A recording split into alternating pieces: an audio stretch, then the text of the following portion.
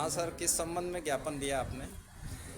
ये ज्ञापन हमारा जो भारत मुक्ति मोर्चा संगठन है उसके राष्ट्रीय अध्यक्ष जी है और राष्ट्रीय पिछड़ा वर्ग मोर्चा जी। इसके राष्ट्रीय अध्यक्ष चौधरी विकास पटेल है।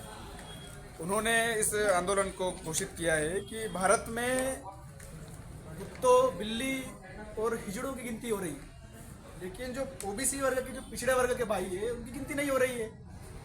तो उनकी गिनती दुश्मन नहीं कर रहा है, जो वर्तमान में सत्ता बैठी है वो कर नहीं रही है और उनके अधिकारों पे किन लोगों ने नाजायज कब्जा कर रखा है। तो जहाँ तक गिनती नहीं होगी उससे उसके सामने आंकड़े नहीं आएंगे।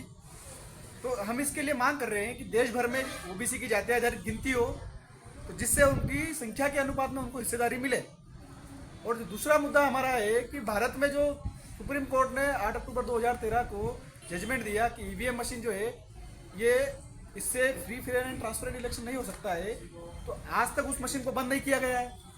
उस मशीन को बंद करवा कर और बैलेट पेपर के समर्थन में कि बैलेट पेपर से चुनाव किया जाए, क्योंकि वर्तमान में जो 2024 का इलेक्शन हुआ उसमें जो चुनाव आयोग का डाटा है कि बीजेपी को 240 सीटों में से 69 सीटें पे घोटाला करके चुनाव जीते हैं।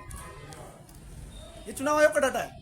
अब उसको डिस्ट्रॉय कर दिया है। भारत मुक्ति मोर्चा अन्य विपक्षी दलों को अपने साथ क्यों नहीं ले पा रहा है? भारत मुक्ति मोर्चा कोई पार्टी नहीं है।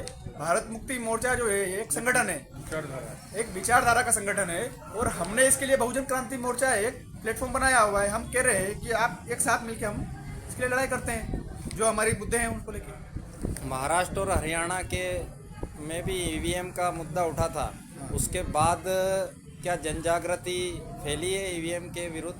इसी के लिए अभी महाराष्ट्र में भी बड़े पैमाने पर महाराष्ट्र चुनाव के बाद आंदोलन किया गया है, हरियाणा में भी आंदोलन किया गया है। तो देश भर में ईवीएम के खिलाफ लोगों में रोष है, आक्रोश है। तो हम सरकार से संवैधानिक के दायरे में और कानूनी तौर पे हम मांग कर रहे हैं, चुनाव आयोग से कह रहे हैं कि भैया आप ईवीएम मशीन को हटा दो और जो प्रक्रिया है फ्री फेयर एंड ट्रांसपेरेंट की बैलेट पेपर से चुनाव करवाओ।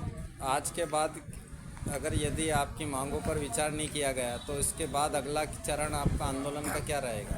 अगला चरण जैसे ही हमारे राष्ट्रीय अध्यक्ष जी जो रणनीति में बदलाव करके जो भी वो आदेश देंगे उसके ऊपर हम अमल करेंगे। ठीक है, धन्यवाद। और बाबा साहब डॉक्टर अम्बेडकर की जैसे तड़ीपार अमित शाह जो हमारे गृह मंत्री हैं, इनको तड़ीपार का सर्टिफिकेट दे दिया गया।